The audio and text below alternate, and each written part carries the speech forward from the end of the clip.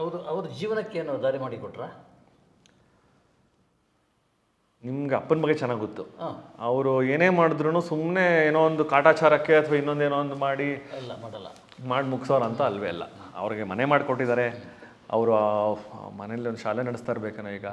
And ಮಗಂಗೆ education ದಾರಿ ಆಗಿದೆ. And ಅವ್ರಿಗೆ ಏನೇನು ಬೇಕೋ ಅದು ಖಂಡಿತ ಮಾಡಿಟ್ಟಿದ್ದಾರೆ ಆ್ಯಂಡ್ ಮಾಡಿಕೊಟ್ಟು ಹೋಗಿದ್ದಾರೆ. And they are also content with it.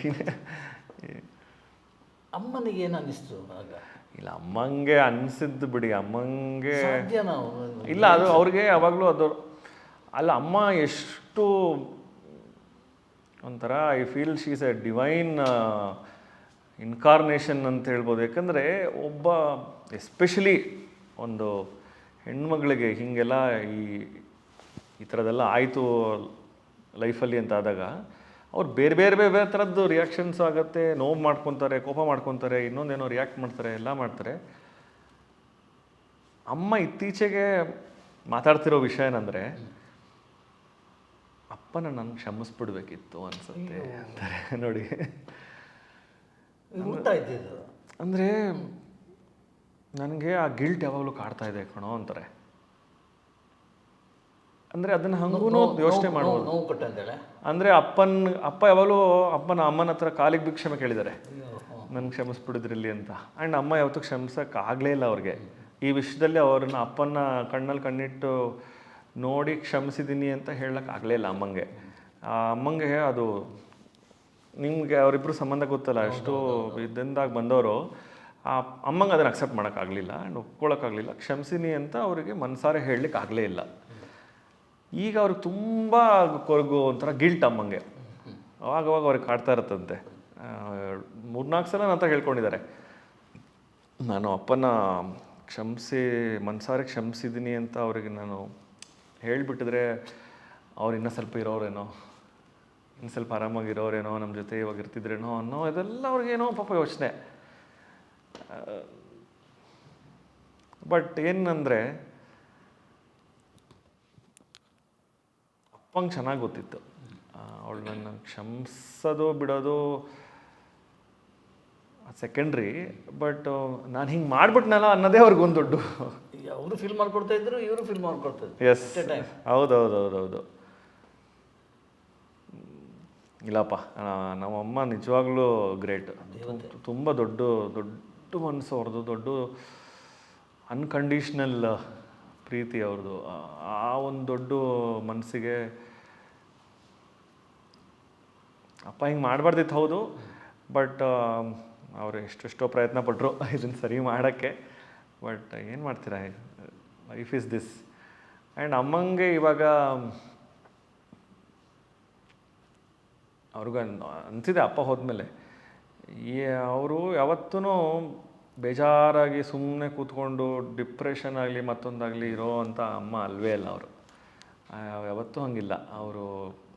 ಅವರು ಎಷ್ಟು ಚೆನ್ನಾಗಿ ಲೈಫಲ್ಲಿ ಇನ್ವಾಲ್ವ್ ಮಾಡ್ಕೊತಾ ಹೋದರು ಅಂದರೆ ಇನ್ ವೇರಿಯಸ್ ಫೇಸಸ್. ಈಗ ನನ್ನ ಮಗ ಇದ್ದಾನೆ, ಅಕ್ಕಂದ್ರು ಮಕ್ಕಳಿದ್ದಾರೆ. ಆ್ಯಂಡ್ ಅಮ್ಮ ಹಾಯ್ ಬೆಂಗಳೂರಿಗೆ ಇವಾಗ ಖಾಸ್ಬಾತ್ ಬರೀತಾರೆ. ಅಮ್ಮನ ಮಿಮ್ಮಿ ಕಥೆಗಳು ಅಂತ ಅವರೇ ಸೃಷ್ಟಿ ಮಾಡಿರೋ ಶಾರ್ಟ್ ಸ್ಟೋರೀಸ್ನ ಆಗಲೇ ಒಂದು 30-40 ಬರೆದಿರ್ಬೋದು, ಇನ್ನೂ ಜಾಸ್ತಿ ಬರೆದಿರ್ಬೋದೇನೋ. ಅದು ನಮ್ಮ ಓಮ್ ಮನಸ್ಸಲ್ಲಿ ಬರ್ತಾಯಿತ್ತು. ಆ್ಯಂಡ್ ಒಳ್ಳೊಳ್ಳೆ ಸಿನಿಮಾ ನೋಡ್ತಾರೆ, ನಮ್ಮ ಜೊತೆ ಟೈಮ್ ಸ್ಪೆಂಡ್ ಮಾಡ್ತಾರೆ. ಅವ್ರು ಮನೇಲೇ ಇದ್ರೂ ಯಾವಾಗ ಮನೇಲಿ ಎಲ್ಲೋ ಒಂದು ಕಡೆ ಕೂತ್ಕೊಂಡು ಏನೋ ಪೆಚಾಡ್ಕೊಂಡು ಜಗತ್ತಿನ ಸಂಪರ್ಕ ಇದ್ದೇ ಇತ್ತು ಖಂಡಿತ ಅಲ್ಲ. ಹೌದೌದೌದೌದು. And she is a very blessed being ಅನ್ಸುತ್ತೆ ನನಗೆ ನಿಜವಾಗ್ಲೂ. ಬೇಕಂದ್ರೆ ಇಷ್ಟೆಲ್ಲ ಆಯಿತಾ, ಆದ್ರೂ ಮನಸ್ಸಲ್ಲಿ ಆ ಒಂದು ಪ್ರೀತಿ, ಆ ಒಂದು ನೆಮ್ಮದಿ ಮತ್ತು ಆ ಒಂದು ಇನ್ನೂ ಇದೆ ನಾನು ಮಾಡಲಿಕ್ಕೆ, ನೋಡಲಿಕ್ಕೆ, ಅನುಭವಿಸ್ಲಿಕ್ಕೆ ಅನ್ನೋ ಒಂದು ಉತ್ಸಾಹ ಅವ್ರು ಯಾವತ್ತೂ ಕಳ್ಕೊಂಡಿಲ್ಲ ಅವರು. ಐ ಆಮ್ ಸೋ ಗ್ರೇಟ್ಫುಲ್ ಲೈಫ್ಗೆ, ಅಮ್ಮಂಗೆ. ಹೌದು. ಈಗ ನಾವು ಪದೇ ಹೇಳಿದ್ವಿ, ಸಾರಿ ನಾನು ಈಗ ಕೇಳ್ತೇನೆ ಅಂತ ಬೇಜಾರು ಮಾಡಿದೆ. ಇಲ್ಲ ಅಂಕಲ್, ಪದೇ ಡಿಟ್ಟೋ ರವಿ ಅದೇ ಥರ ಸ್ವಲ್ಪ ಈ ದಾಡಿ ಬಿಟ್ರೆ ಅಂತೂ ನಾವು ರವಿ ಹತ್ರನೇ ಮಾತಾಡುವಾಗ ಈಗಲೇ ನನಗೆ ಅನಿಸುತ್ತೆ ಇದು ಈ ವಿಚಾರದಲ್ಲೂ ಹಾಗೆ ಆಗ್ಬಿಡ್ತದ.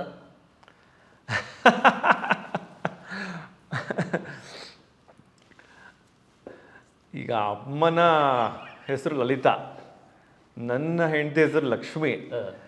ಆಲ್ಫಾಬೆಟ್ ಸೇಮು, ಬಟ್ ಗುಣಗಳು ಇವಳು ಅವರು ಲಲಿತೆ, ಇವಳು ಲಕ್ಷ್ಮಿ, ಇನ್ನೊಂದು ರೂಪ ದುರ್ಗೇನೂ ಇರ್ಬೋದು. So she is very clear. I am also very clear of course. But ಅವಳು ಹೇಳೋದು ಒಂದೇ, ನೀನು ಏನಾದರೂ ಆಚೆ ಹೋಗ್ಬೇಕಾ, ಅವಳಿಗೆ ಆಚೆ ಹೋಗ್ಬೇಕನ್ನೋ ಇನ್ನೊಂದು ಸಂಬಂಧ ಬಿಡಿ, ನೀನು ರಾತ್ರಿ ಎಲ್ಲ ಮಜಾ ಮಾಡಬೇಕಾ, ಪಾರ್ಟಿ ಮಾಡಬೇಕಾ, ಆಚೆ ಹೋಗ್ಬೇಕಾ, ಮಾಡು, ಏನಿಲ್ಲ. ಈ ನಿನ್ನ ಸೆಕ್ರೆಟರಿ ಅನ್ನೋದೊಂದು ಪೋಸ್ಟ್ ಇದೆಯಲ್ಲ, ಬರ್ತ್ಕೊಬಿಟ್ಟು ಹೋಗು. ಇನ್ನೊಂದು ಸಂಬಂಧ ಬೇಕಾ, ಇಟ್ಕೋ, ಬಟ್ ಬರ್ತ್ಕೊಬಿಟ್ಟು ಹೋಗು. ಬಾಜಿಗರ್ ಸಿನಿಮಾ ನೋಡಿರ್ಬೇಕು ನೀವು, ಶಾರುಖ್ ಖಾನ್ದು. ಅದರಲ್ಲಿ ಅವನು ಅವ್ರ ತಂದೆ ಎಲ್ಲೋ ಒಂದು ಬಿಸ್ನೆಸ್ ಟೂರ್ ಅಂತ ಹೋಗಿರ್ತಾರೆ. ಅಷ್ಟರಲ್ಲಿ ಇನ್ನೊಬ್ಬ ವಿಲನ್ ಬಂದು ಎಲ್ಲ ಸಾಮ್ರಾಜ್ಯನ ಹೆಸರು ಮಾಡ್ಕೊಂಡ್ಬಿಟ್ಟಿರ್ತಾನೆ. ನಾನು ಯಾವಾಗಲೂ ಹಂಗೆ ತಮಾಷೆ ಮಾಡ್ತೀನಿ, ನಾನೇನಾದರೂ 10 ದಿನ ಬಿಟ್ಟೋದ್ರೆ ವಾಪಸ್ ಬರೋಷ್ಟರಲ್ಲಿ ಎಲ್ಲ ಚೇಂಜ್ ಆಗಿ ನಿಂದು ಹಾಕೊಂಡಿರ್ತೀಯ ಅಂತ. ನೋ, ಬಟ್ ತಮಾಷೆಗೆ ಅದನ್ನು ಹೇಳಿದೆ.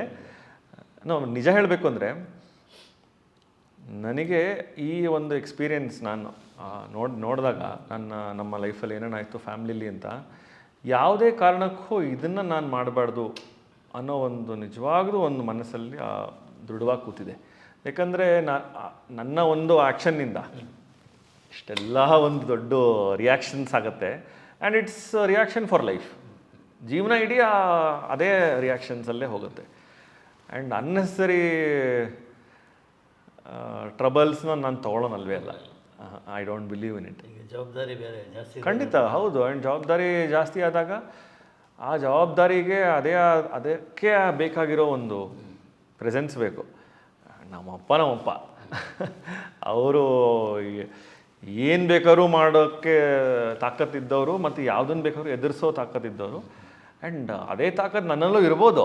But may be I'm A bit more smart ಅನಿಸುತ್ತೆ.